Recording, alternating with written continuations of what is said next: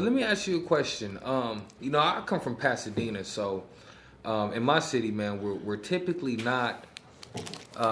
There isn't really too much of a citywide camaraderie, right? Mm-hmm. Like there is a common relation over like Dina and all that is, but when it comes to like crossing circles, it doesn't really.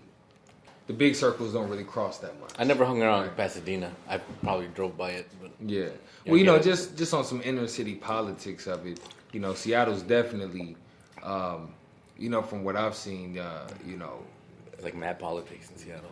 Yeah, I mean, of course, but Seattle has, you guys have more love for each other. You know what I mean? And I'm not trying to say it like it's a competitive thing, right? Like Seattle is just better. You know what I mean? Seattle has a good community. But I definitely see a contrast. You feel me? Mm-hmm. And, from your point of view, I just want to know, what is it about Seattle? You know what I mean? That brings people together. You know what I'm saying? On the art scene. You know what I mean? Because I discover artists, and before you know it, like everybody knows that artist.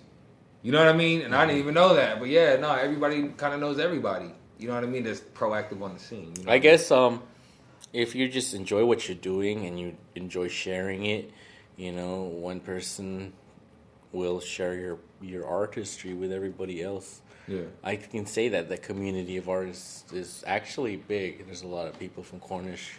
Right, there's a lot of people from Art Institute. Yeah. UW has a different kind of group of artists. Right. So, but we all have our like local melting pots. You went to lo-fi, if you're just into hip hop.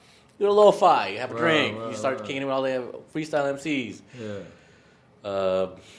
On Tuesday, stop biting with the homies. Right. I'm gonna get there. Yeah.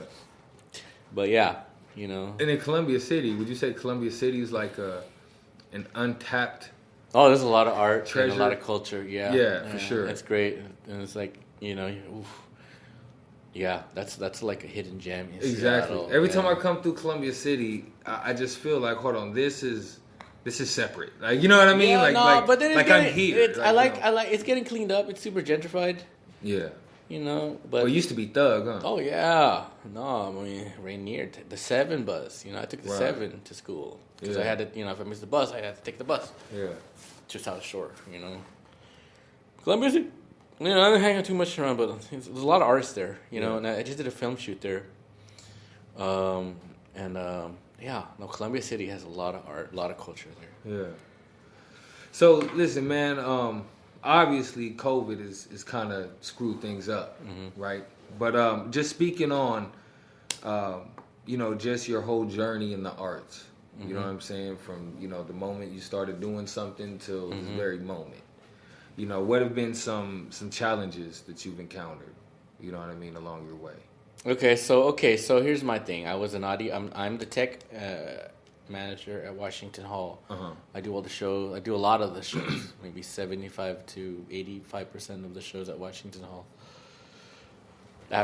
When COVID was, when the laws were enforced that we had to social distance. Yeah. That stopped. We were having like 500 to 700 people shows there, right? And I do the audio. Really? Yeah, we do Defy Wrestling. A month, a year, or what? Well, not a month. Like on the weekends, like we'd have like Defy, the capacity 755. Okay, you talk capacity, right. And then they'd fill it, because everyone loved wrestling. Defy. That was around the corner. Yeah, Did Defy you work Wrestling. on those? Yeah. No, I DJ'd for Defy Wrestling. And heavy. They got a feature on Vice. And the homies actually, it was dope.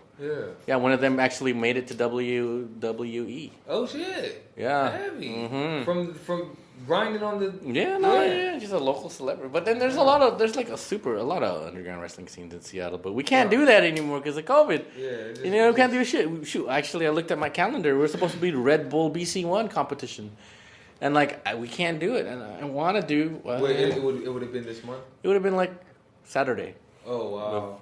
August, whatever, but yeah, even Hempfest canceled. Yeah, I DJ'd that with A-Sun main stage. Yeah. Oh shit, heavy. Yeah. Well, like 2018. Was that 2018? I don't remember. Yeah.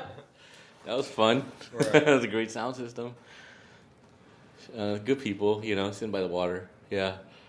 Shouts out to those people over there. So no significant challenges.